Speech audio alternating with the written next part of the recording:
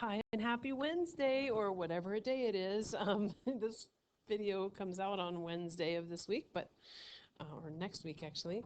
But whatever day you're watching it, I hope it's a good one. Happy day to you, my lovely people. Let's get this geometry business done for the day, shall we? Here's a warm up. Go ahead and pause and get this business done. All right, so this is a little bit of a review of the stuff that we talked about last time you watched one of my little videos. Um, so what we want to do is we have a figure here, and it's a little crazy looking, but we want to find a pair of complementary angles. Now this word complementary tells us what we're looking for. The word complementary means that we're looking for two angles that sum to 90 degrees. That's the definition of complementary. And so when you understand what that word means, you understand what you're looking for, a pair of angles that sum to 90 degrees. So when we're looking at this figure, we already know that the angle that has the measure of 131 is already too big. And so that one's out. But then there's the 41 degree angle and the 49 degree angle. Does 41 and 49 make 90? Well, last time I checked. And so the angle that measures 41 degrees is this one, FGK. And so we can say that angle FGK and then some other angle, the one that's 49 degrees, let's call it LKG, angle LKG are complementary. And we could just write comp. Or, if we're smart, we'll get used to the idea that the reason why we're even talking about this is because we're going to be turning these ideas into equations that we will solve.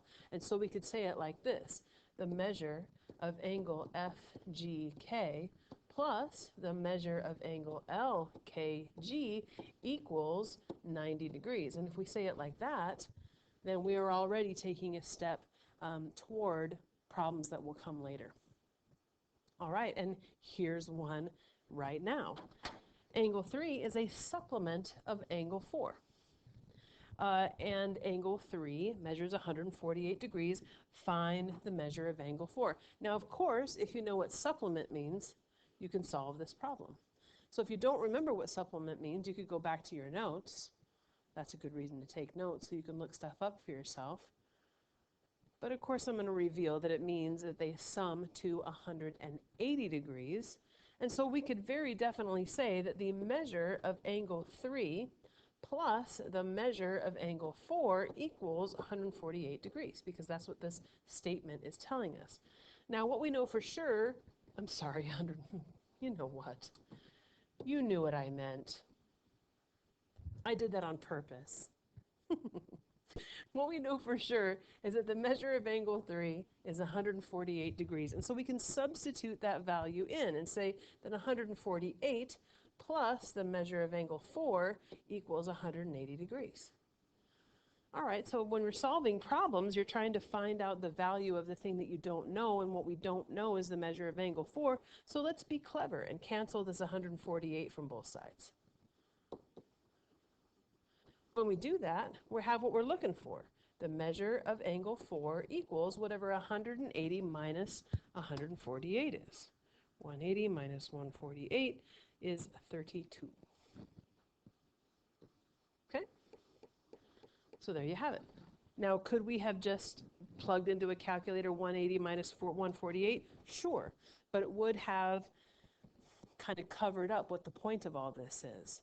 Being able to create a useful equation from the definition of a word is one of the biggest skills that geometry will teach you. And getting used to that when things are a little bit more obvious is really good, because things are going to get more complicated. All right, but not just yet. Right now it's time. Oh, see, I copied and pasted, and like in the last video, I forgot an O here. I need to stop copying and pasting the same things. Learn, Miss Waite. Anyway, now is a good time to update your notebook. Please write any questions that you have, any, in your margin. Write your summaries and get a new note page ready. Get going.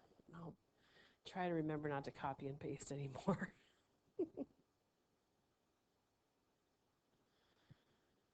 All right, friends, I'm not going to stop preaching it, man. This notebook thing is real. Like, you do so much better in a class, especially a math class, if you keep a notebook. And if you haven't started getting a notebook together until today, okay, forgive yourself. Start that notebook. Let's go.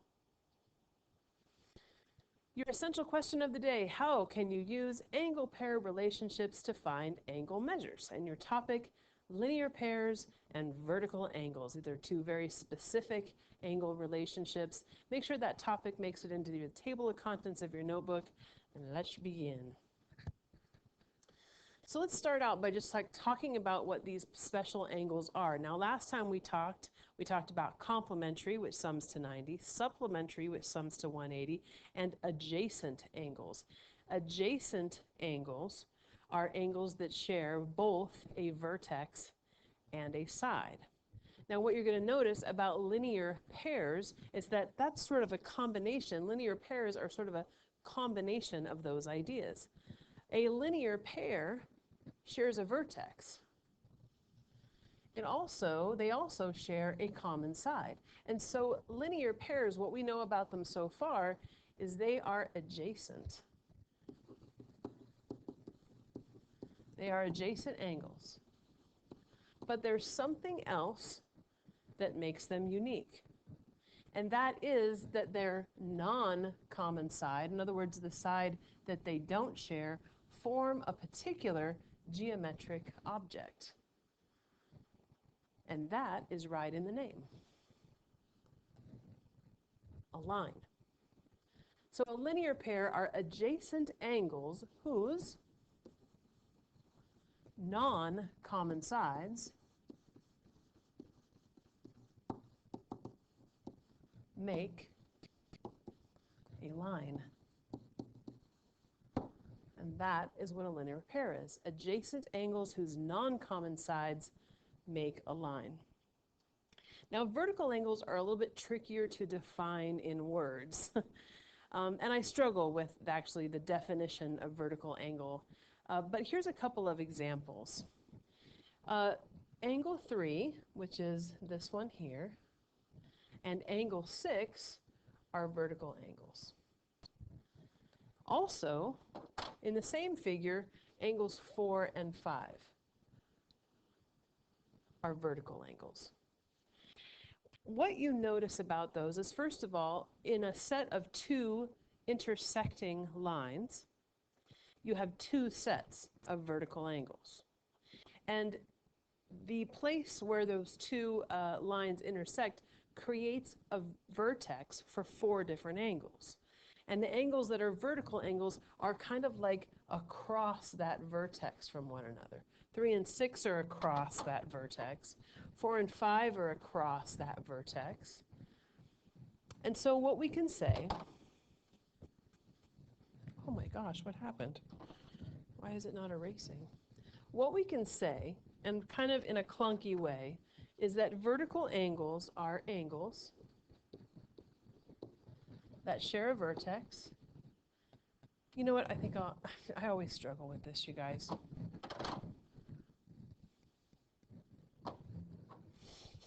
How about we say it like this? When two lines intersect,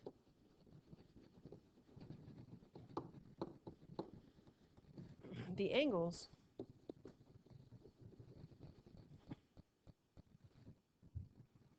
that share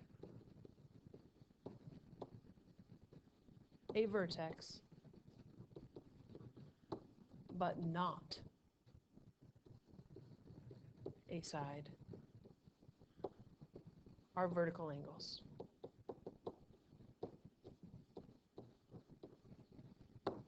When two lines intersect, the angles that share a vertex but not a side are vertical angles.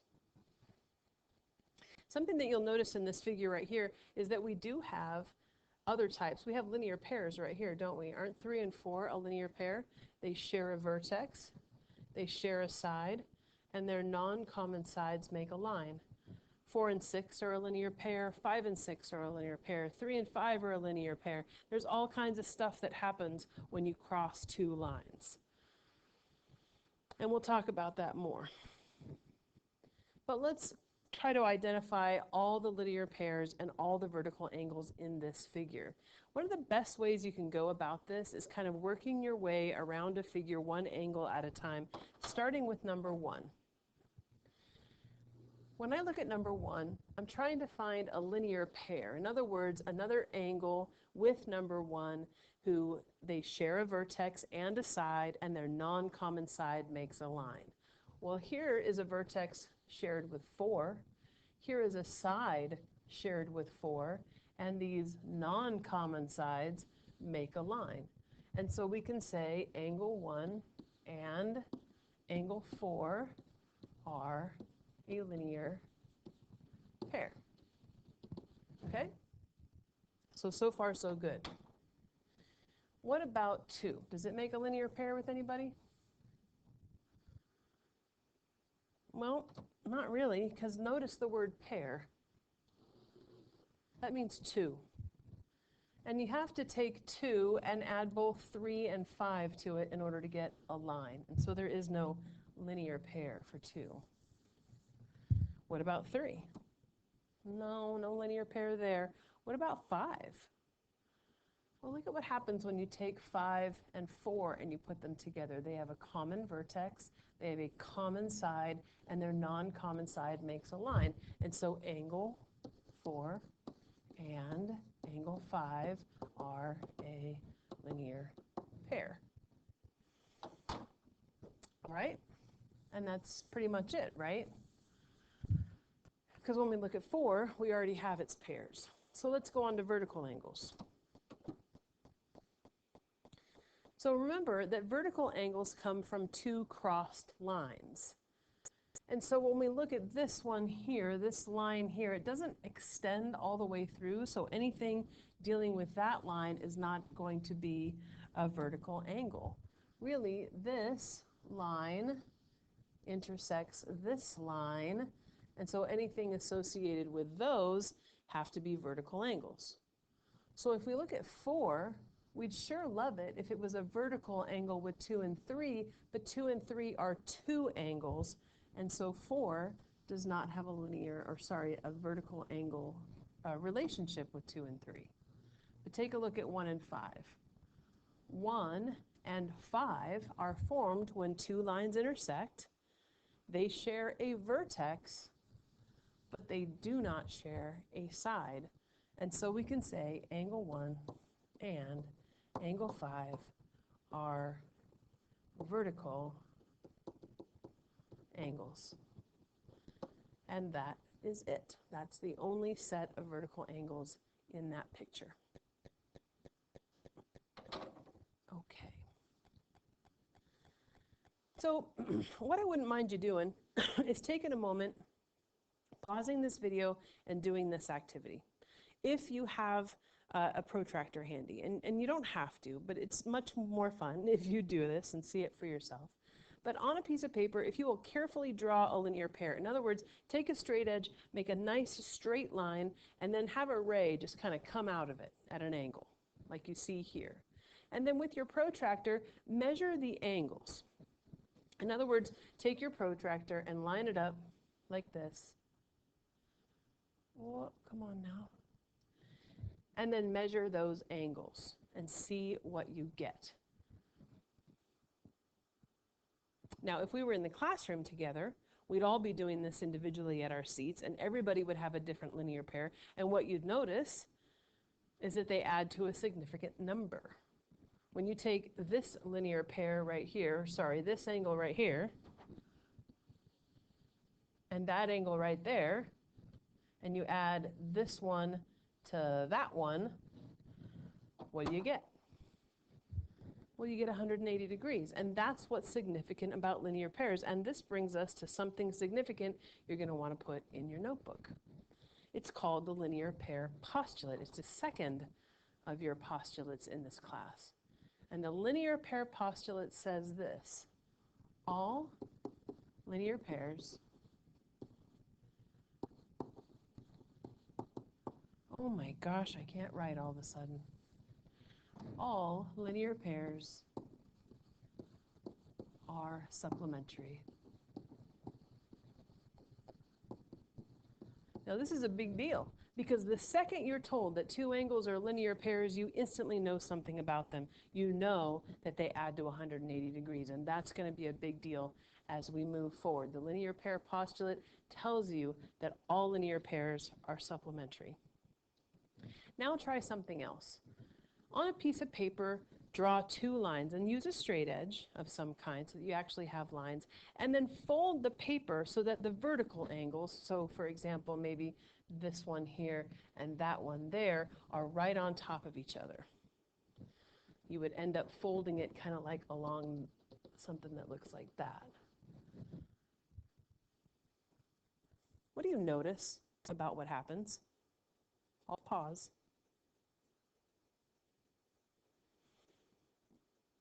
Hopefully what you notice is that those angles lie right on top of each other, that they're exactly the same, that those angles end up kind of taking up the same amount of space. Now if you flipped it and you folded it along here and compared these two vertical angles, do you get the same thing?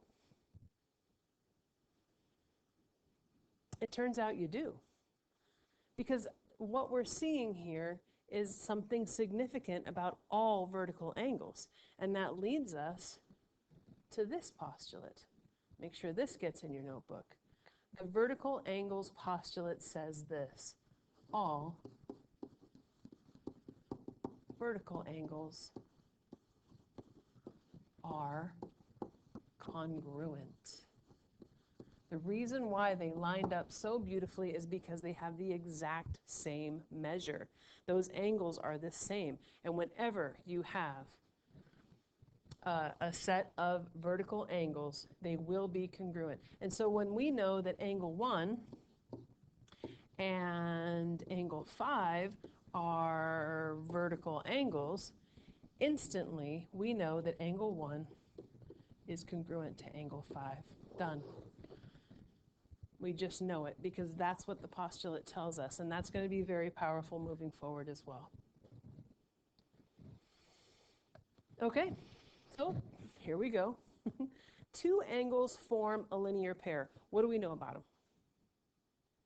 Right, we know they add to 180 degrees. If one angle measures 42, what's the measure of the other angle? So what do we know? They have to add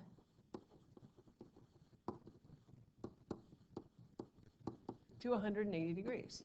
The second you know that a pair of angles is a linear pair, the linear pair postulate tells you this, that they have to add to 180 degrees. So the second you put those two pieces of logic together, it's a linear pair, therefore they add to 180 degrees. It's instant that you know that all you have to do is take 180, subtract 42, and you know the measure of the other angle.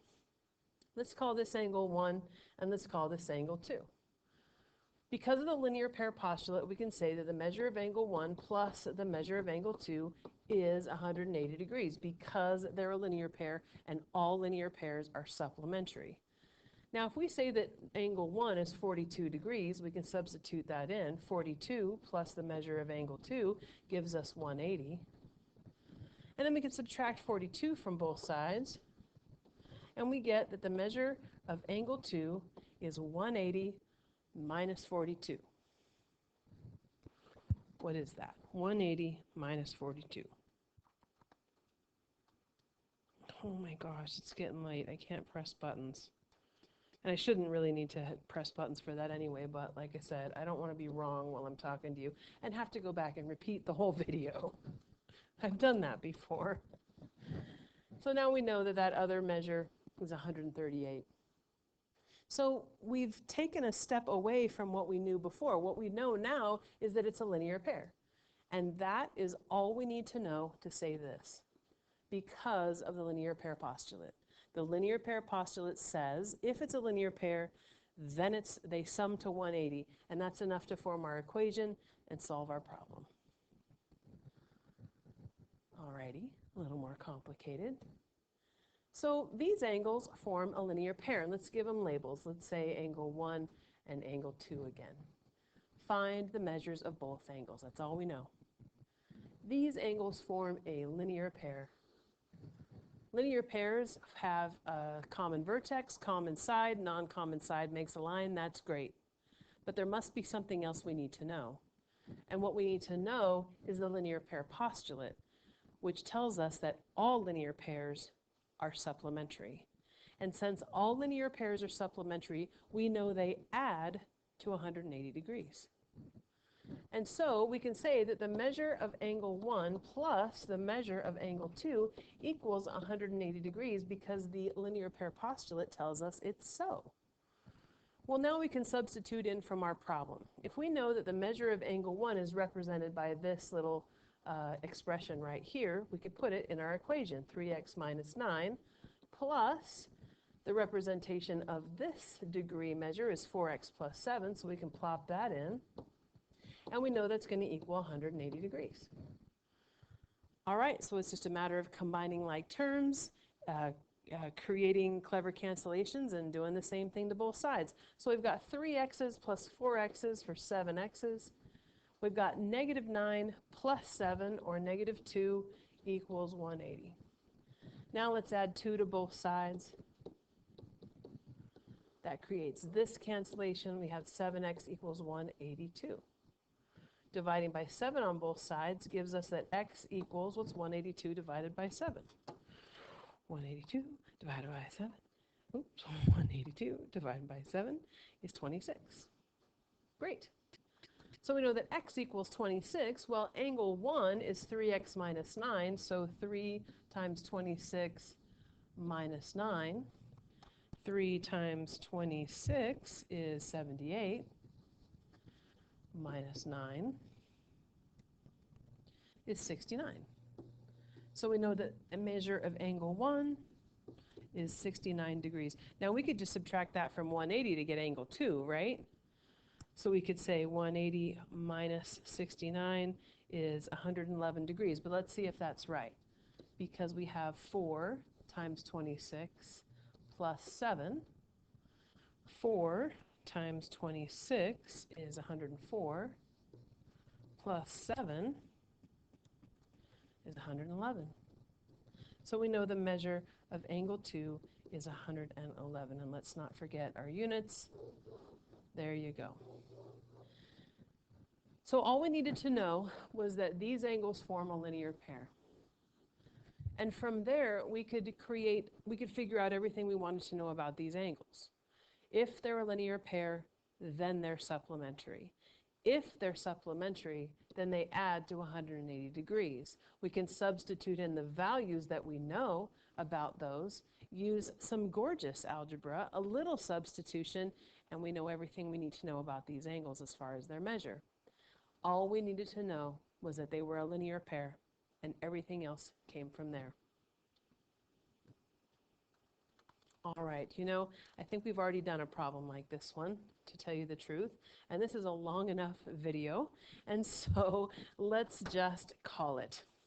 You're working hard, people, and we're building some strengths. We're building some logic, some ability to take the meanings of words and turn them into mathematics. Today, we talked about linear pairs and vertical angles, and the essential question, how can you use angle pair relationships to find angle measures, is what we explored. Your practice set of problems is in Big Ideas Math, of course. It's called Linear plus Vertical Angles. Let me know if you need any help at all. I'm only too happy to be here for you. I hope whatever you're doing next is awesome. Bye.